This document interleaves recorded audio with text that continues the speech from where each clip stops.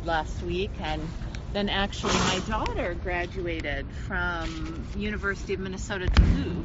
Oh yeah. Over the weekend, so I was up there this weekend to see her. So yeah. What's the major? Environmental science and political science. Oh wow. So yeah. Oh, so she is not completely in your side. Like this is the other. She took her own way. Yeah. Wow. But I guess it's all like studying environment and politics. You have to talk to local people to engage. Definitely. Yeah. So that was maybe from your influences. That's the connection. Yeah. Actually, I did research, search on the website about what you do.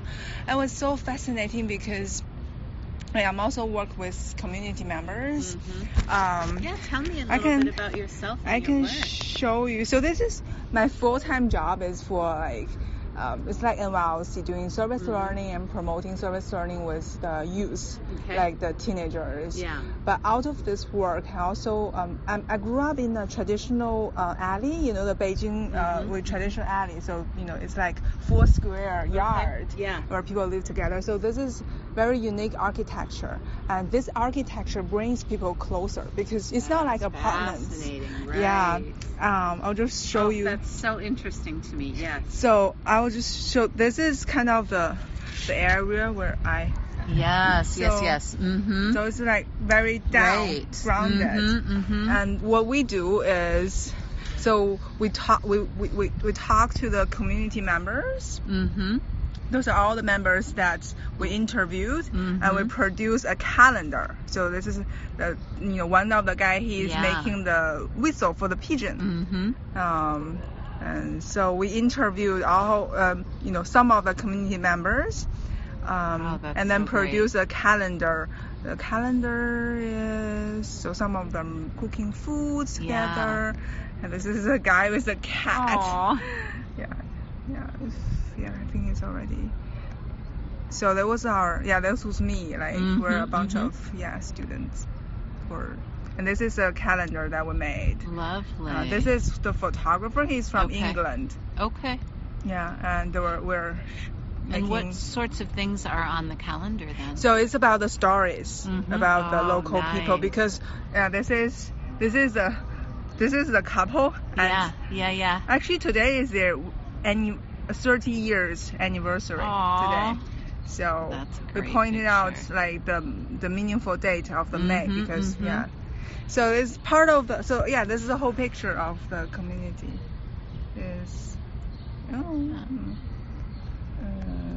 Here. Lovely. That's beautiful. So all of them are holding their calendars of their page, their months.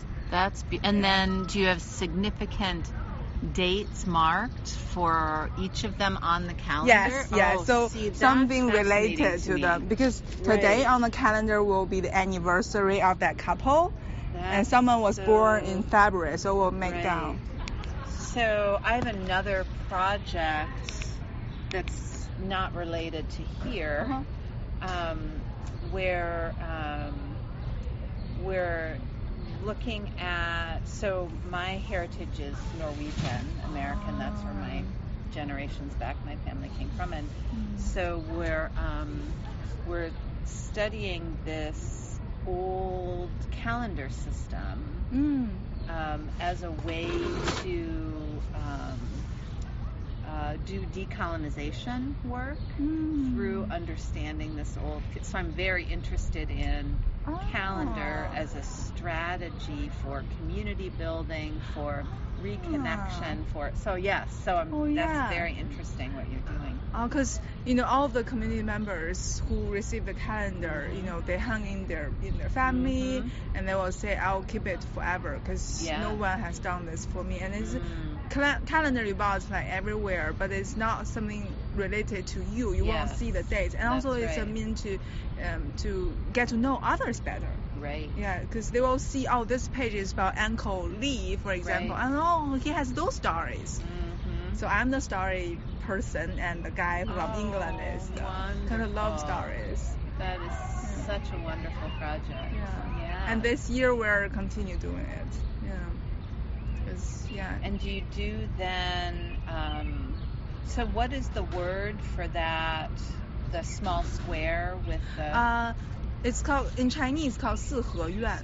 Say it again. 四合院. Okay. So it's like, so it works like, why it's called four square? Because this is more like the four square. Yeah. And then this is like a yard. It's a common yard. Yeah, yeah. And here is different houses. Right. And then the way it's like unique is this yard brings people all together. Of course. Yeah, and then this is all together is an alley with different this. It was and most so of them multiple of these. Yes, but most of them was demolished because the government wants to build nice apartments. They don't know what nice it is for this one. Oh, yeah. So the only thing that our family left is this whale for the cup. It's the only thing that was the destination, and the others turned into parks, turned into other houses, the buildings. Yeah. So it was. But then the community that I interviewed, they still have their. It wasn't demolished yet. Yeah. So that's why I think it's very precious to just interview them now. To remember those stories and how that functioned. Yeah, that's beautiful. So why the calendars that you trying to find out from like the Norwegian heritage? Why calendar? Yeah. So let me show you a photo of it.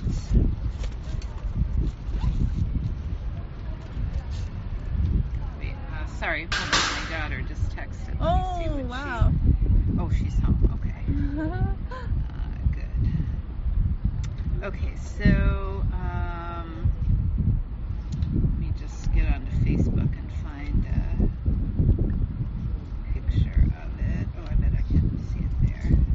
Do people still use calendars? Right. I would say that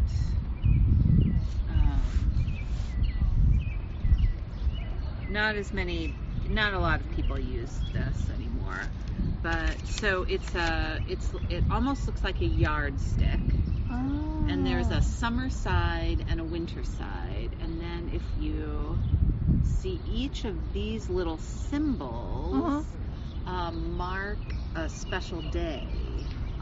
And a lot of the markings represent people's relationship to the land. A harvest. And so, in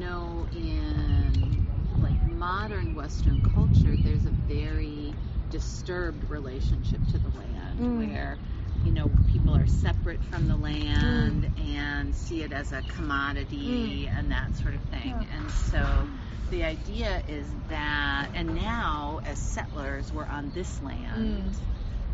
Right? And so trying to see if we study this and re-immerse ourselves in that system, is that a way to change our relationship to the land and to understand what it means to be a settler, really, and all of the responsibility and accountability that comes with that. So that's what we're doing with that. When was this calendar made? This was really... It was like before 1000 Common Era, a little bit after that too. Are there a lot of such calendars? No, there aren't that many from back then. But as part of this year-long study that we're doing, we're going to make some. Each family will make one for their household. So I have a friend who's a carver. He does carvings, and so he's going to help us. So it's about the calendar of their families. So what we're going to, when we make it, it'll have some of the symbols from the old calendar and then some new symbols that represent our relationships here. Here, like here it's not in Norway. It's like so here. So it's kind of understanding that what that means. Yeah. So using the calendar that was found or that was used in Norway for the Norwegian like image. Yes. Right. Yeah. Oh, so interesting. Yeah. Yeah. Wow. Because a lot of your work are about like cultural awareness, about this, just different cultures. Yeah. Is that because of how you grew up, or your background? That's a great question. Maybe I think partly how I grew up. So my grandmother grew up in a Norwegian-speaking enclave in southern Minnesota. So she didn't speak English till she got to school. But also so we always had a sense of that in our family. But then when I came here to Minnesota, I was just very fortunate to meet some community elders, some cultural elders, who really taught me and helped me, sort of shaped my understanding of culture. And so those elders are from Norway? No. So these elders, many are African American, some are indigenous, and then I work with a European descent elder who's actually of Welsh heritage, and then later I found some elders who are Norwegian. But at first it was just listening to elders from other cultural communities and taking those teachings in, and that sparking questions about my own cultural teachings, things that I didn't know, and trying to understand that better.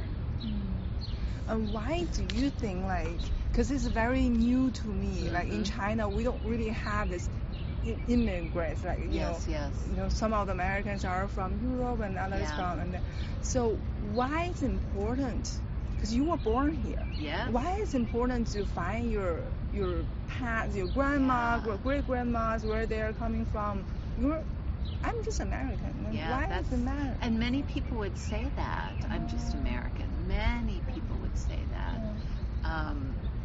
So I work with a group called Healing Roots that you may have seen. And so one thing that we found in our work is, we study modern Western culture. And it has some strengths and resources, like some approaches to problem solving work in some situations. This separating everything out and looking at things in isolation, which sort of a hallmark of Western thought, that can be productive. And what we found even more is that there are, we feel, many resources that humans need to be healthy that modern Western culture does not provide, like a sense of connectedness, right? So the individualism in the U.S. is, as I'm sure you know, very, very extreme. Just off the scales, quote unquote, completely when you look at us relative to other cultures. And this, we've already mentioned, this separation and disconnection from the land, disconnection within our own selves, like the spirit and the mind and the body all being separate and not being connected. So all of these ways we have this pretty radical disconnections in our culture. And so what we found in our work is reconnecting to some of these earlier cultural teachings helps bring more of a balance. And plus we see what so in the U.S. there is all of this violence that is a part of those stories about how people came here and what happened once we arrived. And so we have stories about colonization, we have stories about enslavement, and those stories become part of that American identity. but we don't talk about it. We don't see how we're connected to it, but it's there with us all the time. And what we learn from elders in Native communities and African American communities is we have to try to unravel that and understand it. And a part of that process, we would argue in Healing Roots, is reconnecting to culture in a different way. And so for all of those reasons, that's, we are in this process of reconnection. What is the different way? Like, what is the different way of or what are different ways of reconnecting? Yes, you're saying reconnecting in a different way. So what is the origin, like the pathway and a different way? Well, I think so. There are ways that I'm already connected to my ancestors' ways of thinking, right? For example, how I express emotion, right? So if you look within the U.S., people express emotion in all different ways, right? There's often not a commonality, there are some common cultural protocols, but there are often cases where it's very different. And so coming from a Norwegian American family, I was taught that strong emotions are very private, and I shouldn't express them in public. And I talked to African American elders, and it's very, very different. That public expression of strong emotion is healthy. It's good. It's what people need to do to resolve conflict. Whereas I was taught the exact opposite. And so some of those things I already carry with me. And then I just need to navigate and negotiate that with other people. But some things, I've lost my connection to it. Like being connected, as I've said, being connected to land, for example, or even being connected to a sense of history. So many people in the United States, for many different reasons, can't name their ancestors even 2 generations back, which I know is shocking to people in many other parts of the world. And so we've lost that connectedness, and all of the practices that retained that connectedness have been lost. And so how do I would say that's something humans need to be healthy, have a sense of continuity over time. But now in modern Western culture, those practices are lost. So where do we go to regain that? And how do we reconnect to that? Well, for me and for many of the people I work with, it's looking back to see how did people retain those connections to history generations ago? Well, in my community, my ancestors did that partly by telling those stories of their ancestors. That was important, but also putting out offerings for ancestors was a very common practice. Well, then I say, well, what will happen in my life and in the way I view the world if I start doing that again? And I start reconnecting to that practice of putting out ancestor offerings. What is putting ancestor offering? What is this? So what does that look like? Yeah, so it can look different, I think. Back before people were converted to Christianity, it meant, going to grave mounds and putting out food and putting out, now for me, I think it, like every morning I put out a cup of coffee for my grandmother. And so that's my offering to her, and it's a time, it's kind of like a prayer and and so I can see how my perspective on the world and on my own life has changed since I started doing that practice. How has it changed? Yeah, well, I think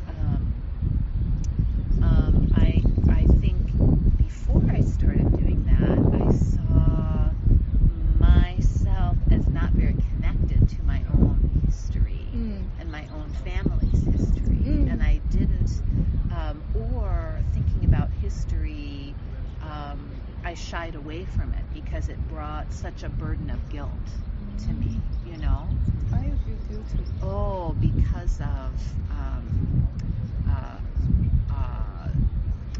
because of institutionalized racism in the U.S., right? Because of that, people who are racialized as white often, don't want to even think about that history. We're not strong enough to do that. We don't have any resources or practices that help us to do that in a healthy way. And so we become defensive or fragile or all of these other things. But then now that I've done that work of understanding that what are those practices that can help me be connected to history in a healthy way, then I can do that work of saying, okay, so to my people I work with in African communities and in Native communities, okay, well, what do we need to do to heal that history? And how can I be a part of that? And how can we work on that together? Is something that I can do now because I have a bigger capacity. Does that? Yes. Yeah. I can completely resonate to that. There's a researcher in Australia called Richard Eckersley. And he has some very interesting writings about Western culture as a health hazard.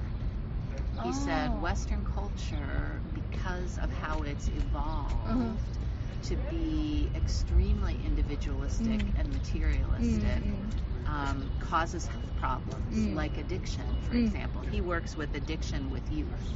And he says as he studies that, he sees more and more that it's Western culture that really propels young people to become addicted. Wow. It's very intense and interesting research that he does. I will definitely look at it. Yes, Eckersley. I can send it to you. Oh, that would be great. Yeah. Okay. Yeah. And you have been working with Native, like also you've been African American. So so by working with those community groups, because they're from different cultural backgrounds. Yes. Do you follow, like, is it one way to do it, or different communities, you have different approaches? I think different communities have different approaches, but I will say that there are many commonalities. Like just this idea of reconnecting to earlier cultural practices as a way to heal things like historical trauma and other kinds of community problems and health problems. That seems to be a thread that runs across many different communities, many different cultural communities, which is really powerful, I think. Yeah. And also, like, people are talking about AI and blah blah, the futures. So I think in China, like, people are always eyeing into future, without really looking back. And I'm the person who look back. Yes. But then people don't understand. So the future is the future, and past already passed. Why do you want to look it back? How you bring people with those mindsets into the work? Oh golly, I think it's really difficult. I think a beginning step we found is just to help people see that practice of looking to the future as cultural. Because what we find in the U.S. is people don't see Western culture as a culture. They just see it as normal. So you may not, I would suspect you don't get that as much in China, but in the U.S. people just start, and so they don't even see it as, they see it as a default, and so for us the first step is even to see that as cultural. But how do how do you enter that conversation in China?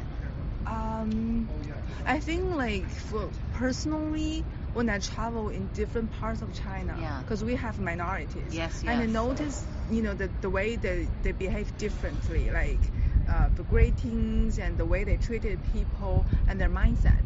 And I started to realize, okay, so even though I'm in China, like we don't really have those races, everybody is considered as Chinese, but then different people have their own nuance.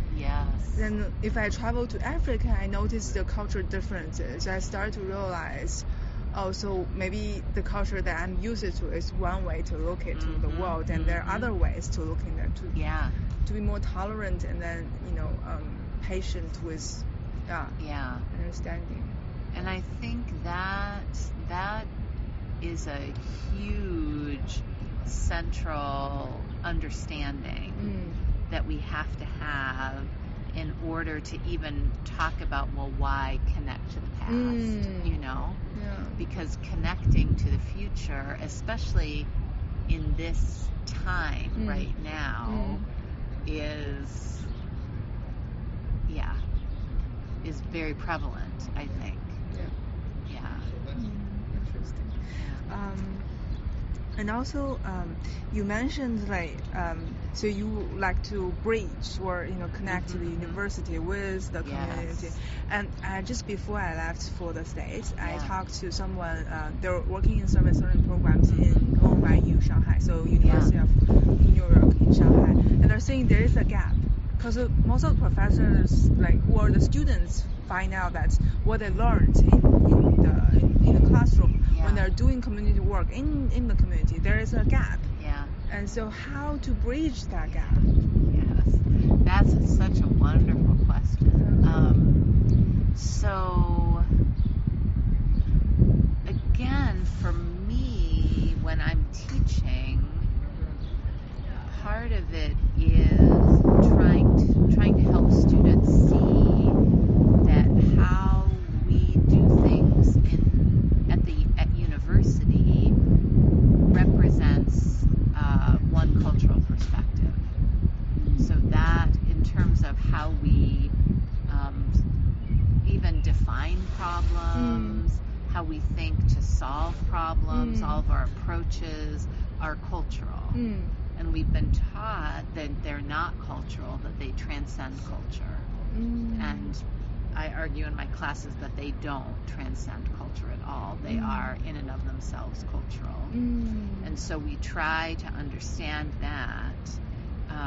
For example, when I worked in the medical school, I had a group of medical students who were working with an American Indian organization doing a project on youth suicide prevention. And what the students wanted to do was work with people and make sure they recognized the signs that a young person might be considering suicide. And they thought that was the best way to prevent suicide. And so they were trying, this is what they wanted to do with their project. And I got a call from the community person they were working with, very concerned that this is not at all the way to prevent youth suicide. The way to prevent youth suicide is to help young people see who they are and who they come from. And understand their culture and their place in the world. And that is how you prevent youth suicide. And so we had these two very, very different, right? And then we had to try to bridge. And, to me that meant help the medical students understand the perspective. I mean, the community people already understood the perspective of the students. They just thought it was wrong. But the students didn't understand the perspective of the community members. And so then that's what you have to try to. Well, why do you think you're looking at the problem that way?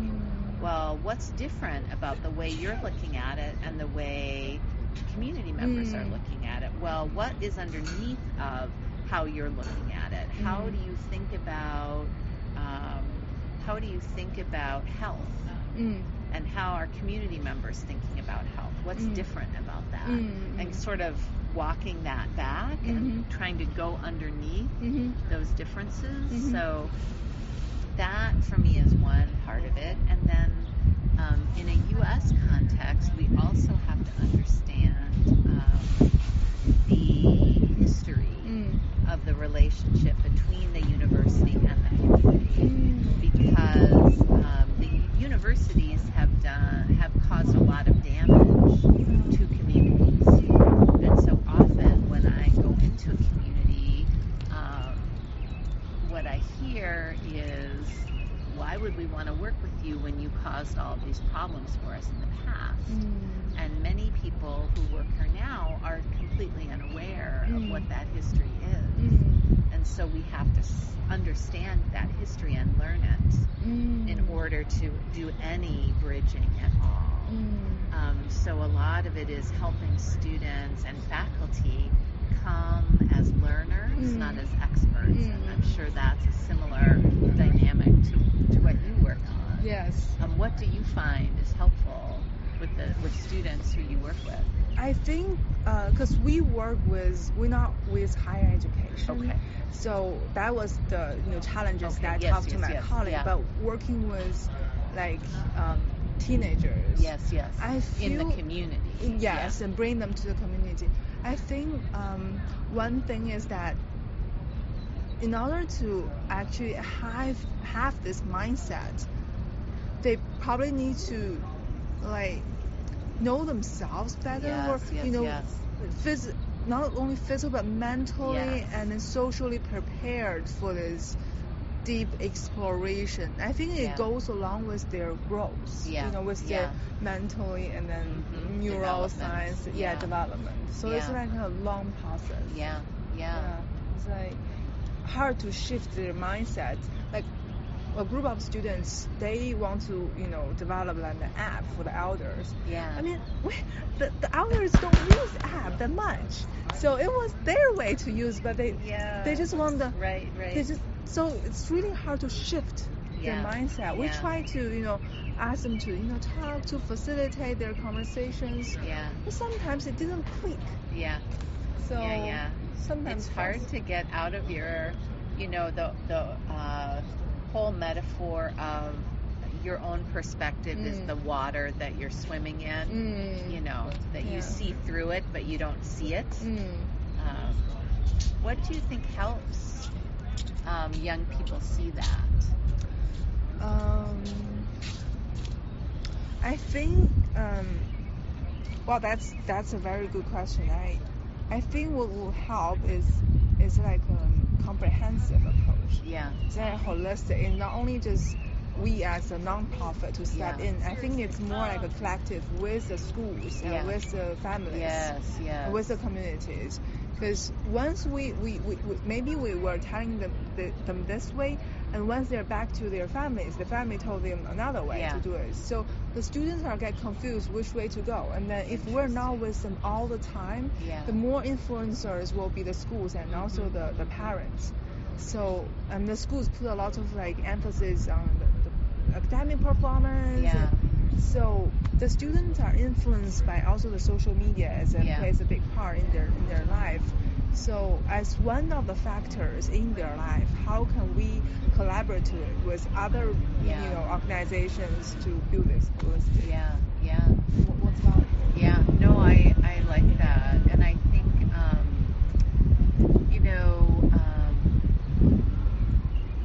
one concept that I found really helpful with young people who I work with, and they're mostly college age, but is this idea of assets, community assets. You probably do that work too. That I think young people have often been taught, and I've been taught to see everything in terms of deficit instead of assets, and that helps too. Like if those young people, how are elders thinking about things, and what are the strengths or the assets that elders bring in their thing, those young people who wanted to use an app. Well, if you use an app, you're going to lose those assets that elders bring with their way of thinking, So how can we do something that can leverage all of the assets that people bring with their different ways of thinking? And, challenge that sometimes I challenge my students of, how can these different ways of thinking come together so you have assets complementing each other, And interesting, because I was just wondering in my mind a question, if you mention assets. A lot of the times that I think like the Western culture or the current modern culture regards indigenous knowledge as primitive. Like, they're Asian. Like, this whole Darwin revolution that is like really disturbing. It is. Yeah. You are so on point with that. I am so on point. But people are embedded with this mindset. Right. How you turn the wisdom of deficit as asset. That's the critical. Right, it is. Yeah. That is the issue. Yes. Oh, and how do we do that? Well, part of it is, I think, showing people examples of where the tools of Western thinking have not worked. So, for example, I have a friend who is in nutrition and food science, and he has this graph that he shows of the number of people experiencing diet-related illness that is just going up and up and up and up, and the number of Western-style nutrition studies, which are supposed to solve those problems, also going up and up and up. And so then he says, so what's happening? What are we seeing here?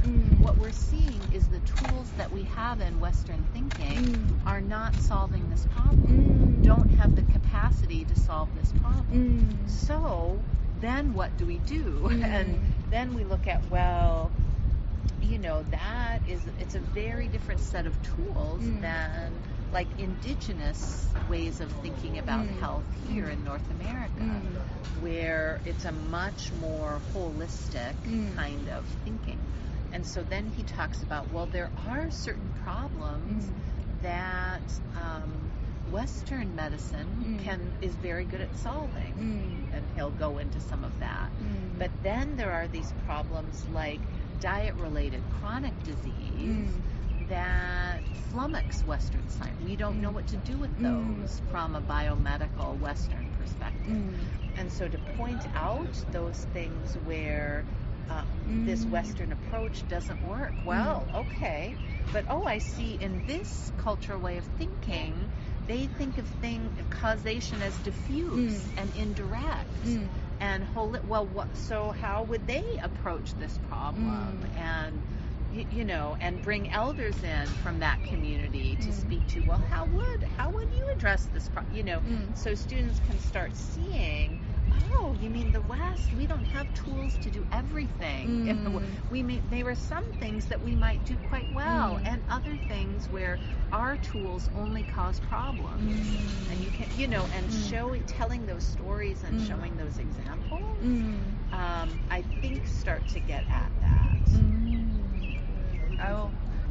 And sometimes I also feel challenged that the community members themselves, like the indigenous or the ethnic minority people, they start to lose confidence in their heritage. Internalized oppression. That's a term. Yeah, so this term, at least that I've learned, of internalized oppression, where those oppressive systems, you take them on, and you start to believe that about yourself. And so that's a huge, how do you, and it's, I think within communities, the people themselves have to try to figure out what to do about that. I mean, all that I can do is try to pose questions that acknowledge the knowledge and the assets that people have in their communities. And I've been in those circumstances too, where I'll be in a room with community members members and even elders, and I'll be asked, well, what do you think we should do to solve that problem? And I will say, I don't know, because I know the least of anyone in this room. But this elder might know. Can you tell us about what you think?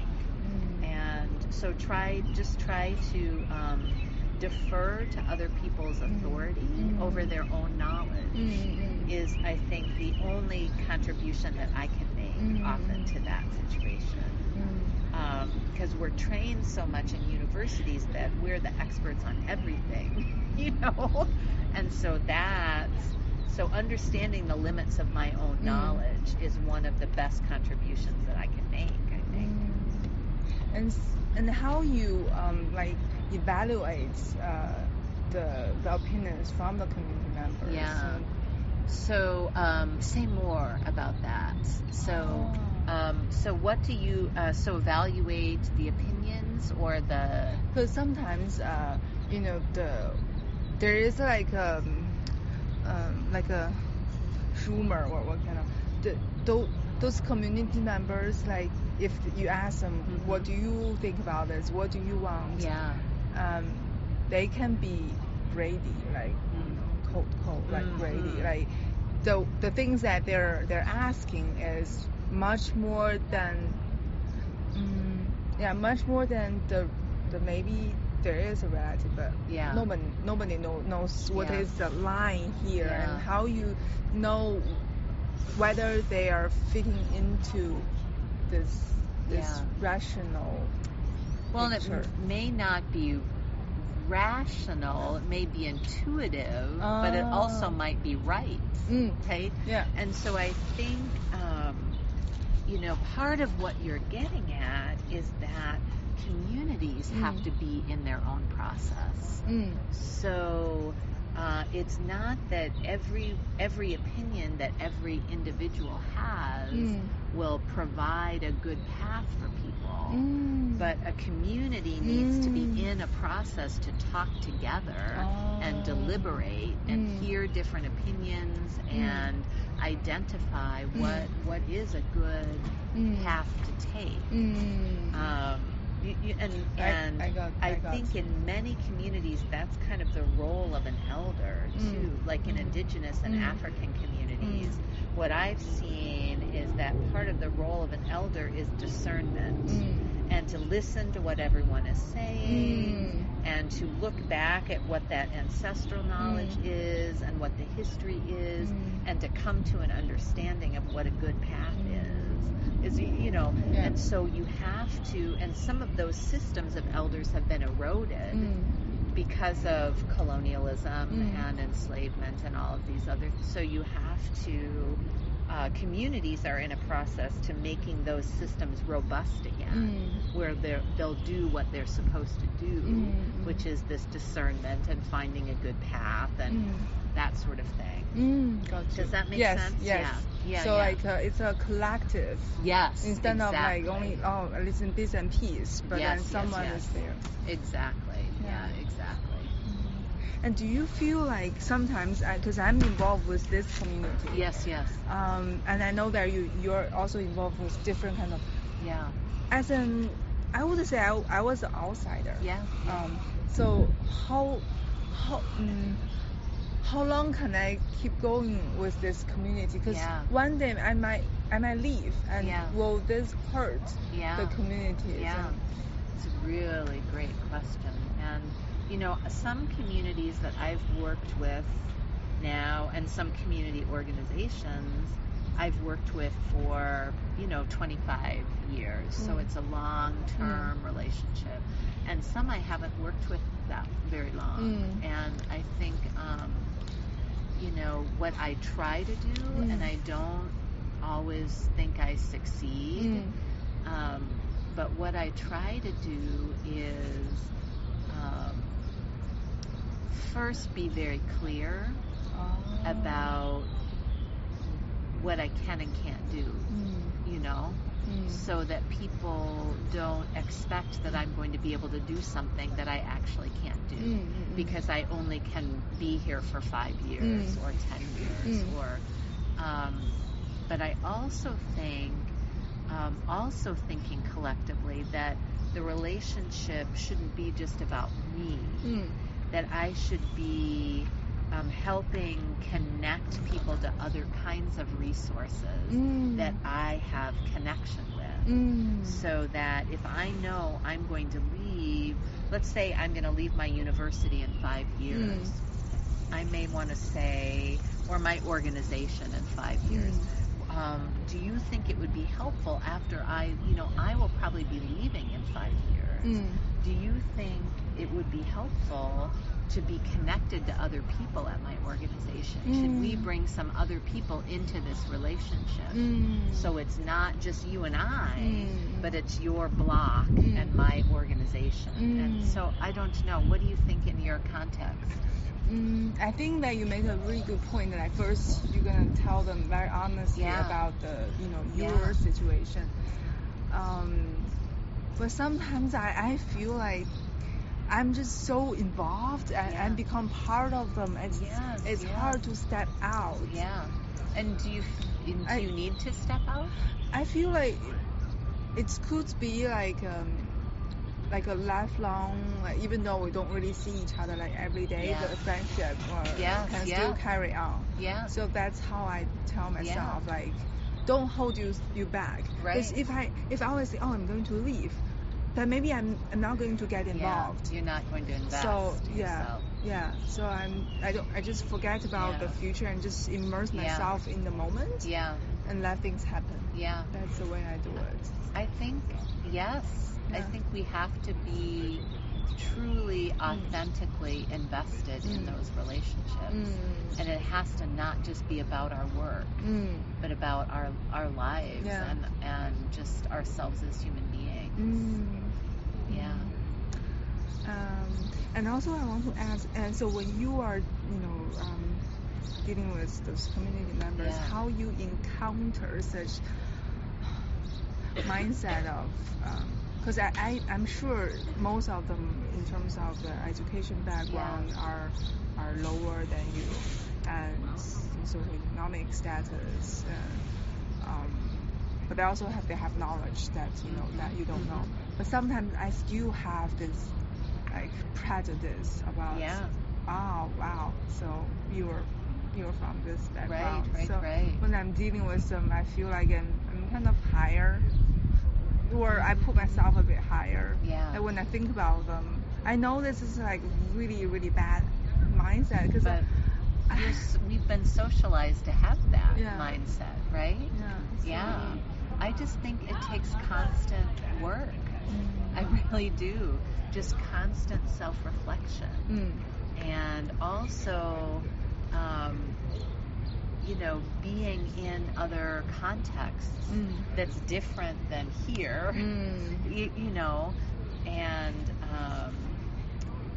seeing, again, that those assets just always, it doesn't always come naturally, because of how we've been socialized. So I coach myself all the time to, and like for me, it might come up if I see something someone has written, and I think, oh, I could write that better or that, but then, and I have to say, well, I maybe could write better if it's going to this audience, but if it's going to this other audience, that I probably can't write very well, and doing that kind of self-talk, we call it, that self-reflection, and but yeah, I don't think it's easy, and I think it, and to me, it helps to know that thinking is part of a bigger pattern. So it's not just me that I'm,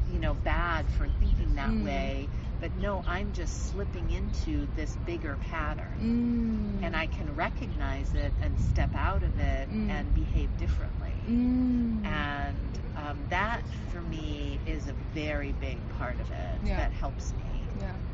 One, it helps me recognize the patterns. But, one pattern, for example, we have here that's very prevalent is this idea that really white people are smarter and think better about problems and need to solve problems for other people. And even though I would never, and most of my students would never endorse that on a conscious level, it still can underpin our thinking if we're not careful and attentive to it. And so for me, like in my classes and in my own thinking, I just try to constantly be on the lookout, be alert for that pattern, and try to catch myself when my thinking falls into that pattern and say, no, I know that's not true, but it's a pattern. It's almost like I say that those patterns have gravity.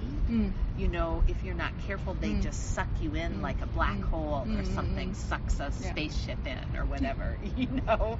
And so it's always looking at that and trying to surface those patterns and see them and understand how I can fall into them. So, you know, in your context, thinking, well, what are those bigger patterns that could suck you in if you're not attentive?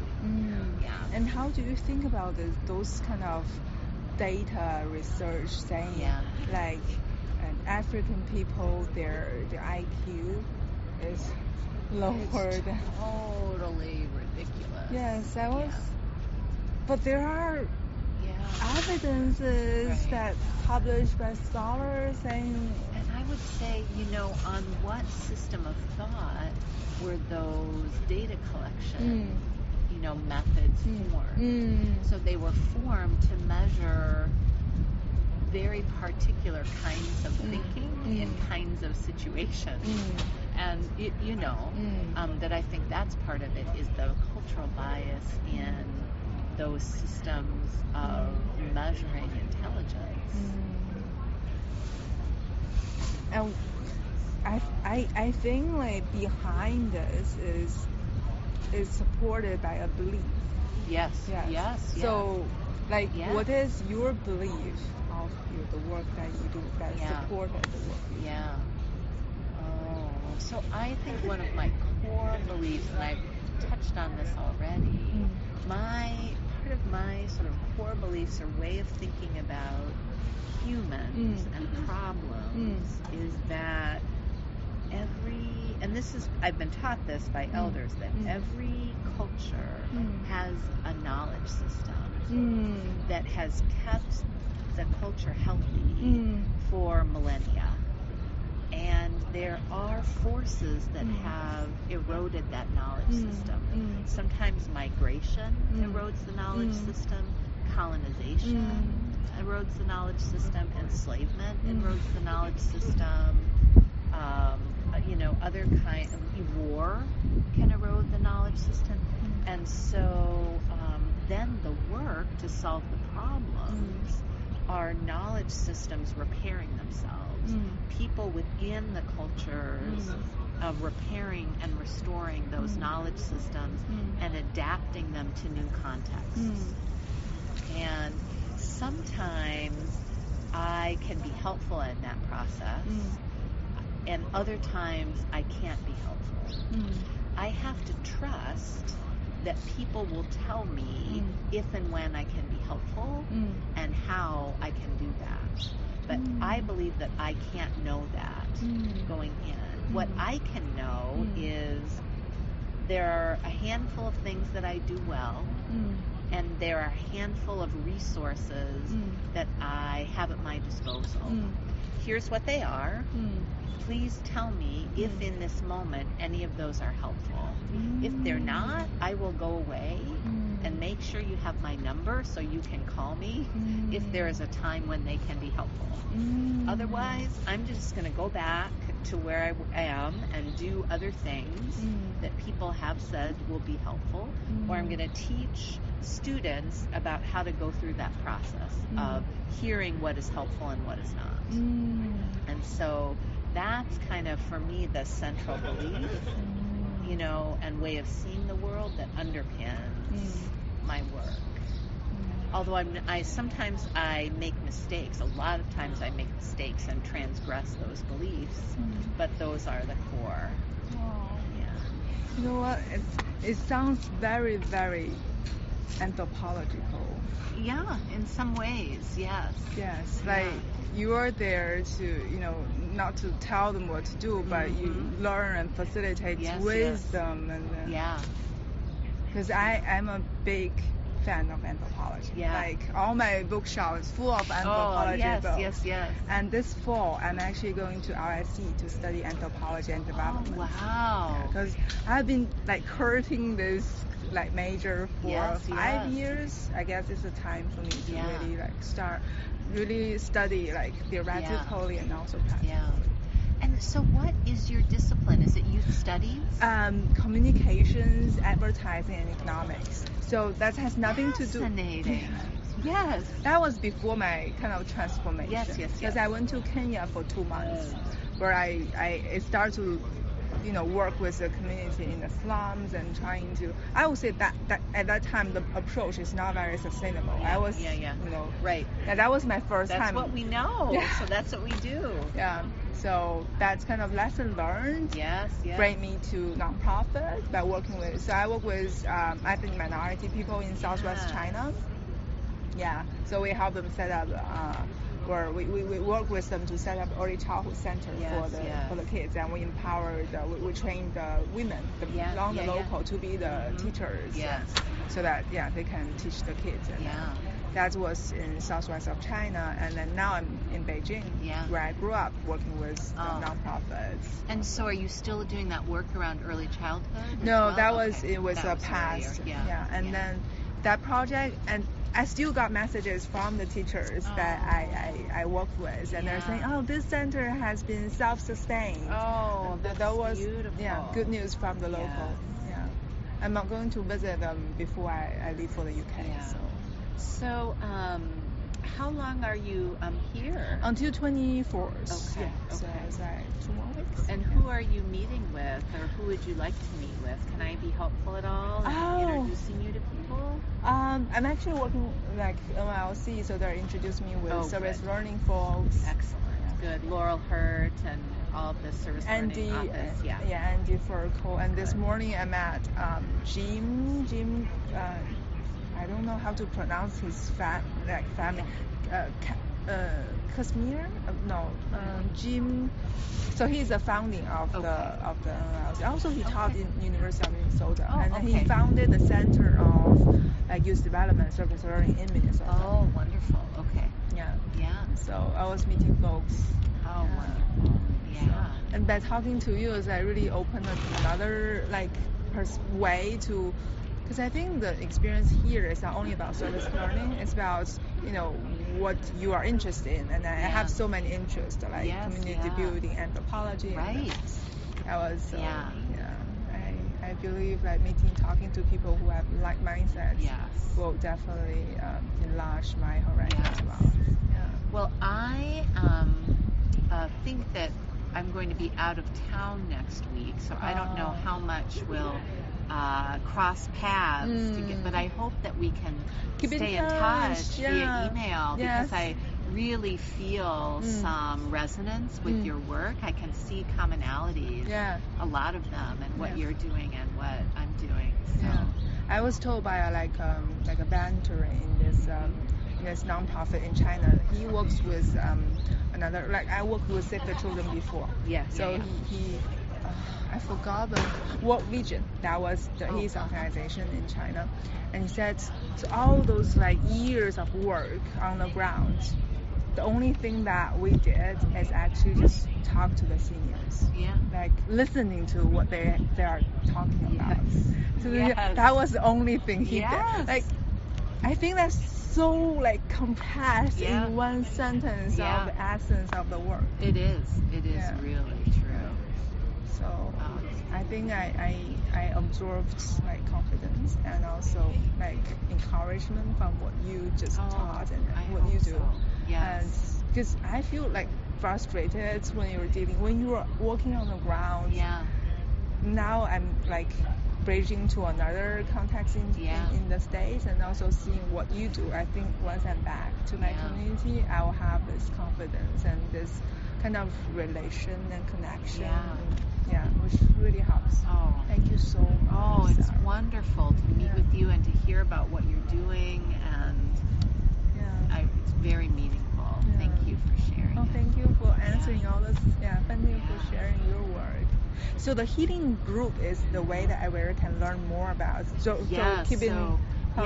I will send you the website for Healing Roots, and I'll also send you the article about Western culture as a health hazard, so you can see that. Thank you so much. I will keep an eye on what is happening on your side. Oh, wonderful. Yes. Oh my goodness. That was such a nice conversation. Yeah, so lovely to get to talk with you. I'm really, very interested in what you're doing and what you are doing. Yeah, well, and it's, I just, I think a lot about how we organize our spaces and how that relates to culture and so I loved hearing about the squares. Oh, I will send you more information on that. I would love to see that. Yeah, I'll do. That's on my. That would be really. That's kind of like urban, like social. Part urban of planning. Urban. Yeah. That was. I think people who are more collective about. Right. That was because I think here, our how our cities are laid out really reinforce our individualism and isolation. Yeah. And I went to the Russian Art Museum. Ooh, And they were right in the corner of a community.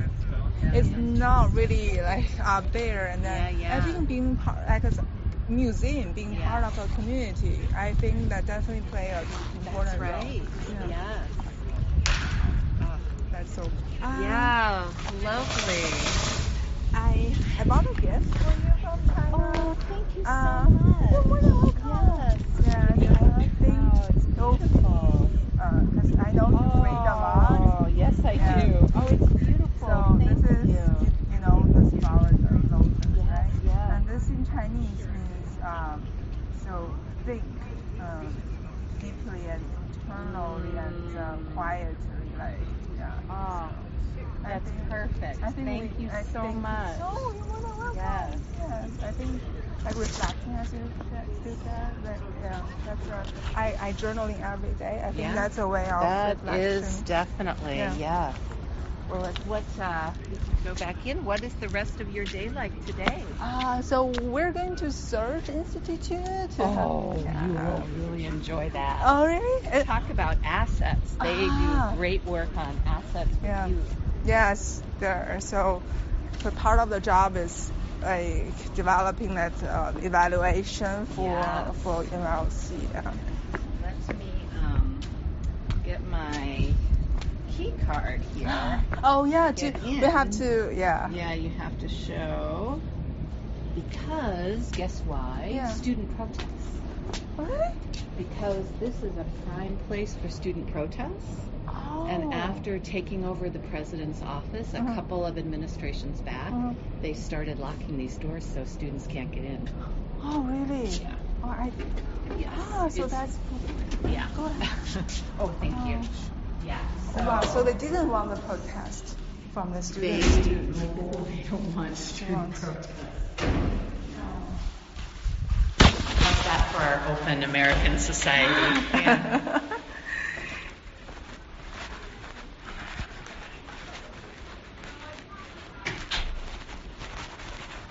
Do you have a website where you post all your kind of experiences in the field? Not really. Some of it is on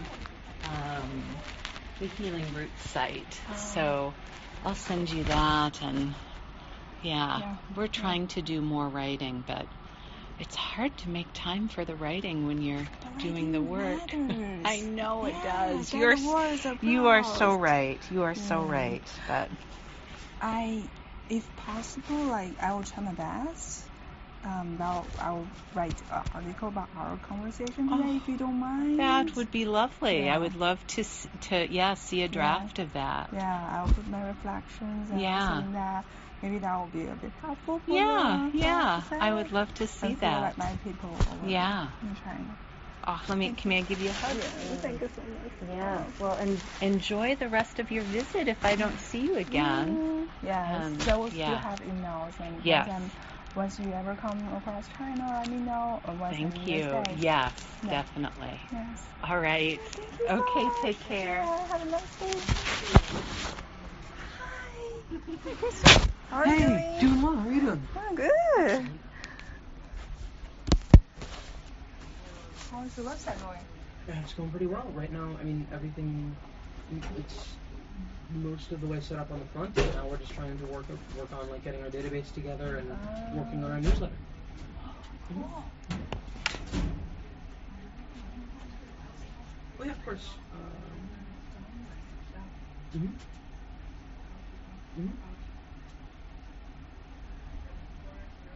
Oh, here is that. Did you change?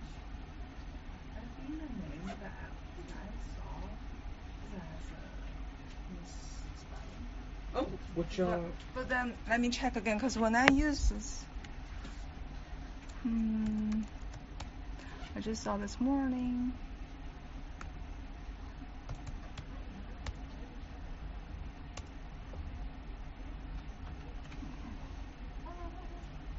Sorry.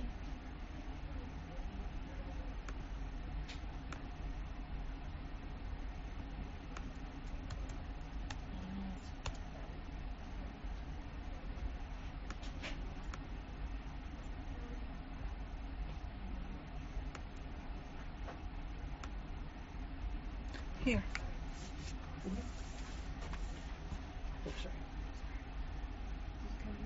Oh, yes, I do. I can see it. Thank you for telling me that. I'll update that right away. Thank you so much. No problem.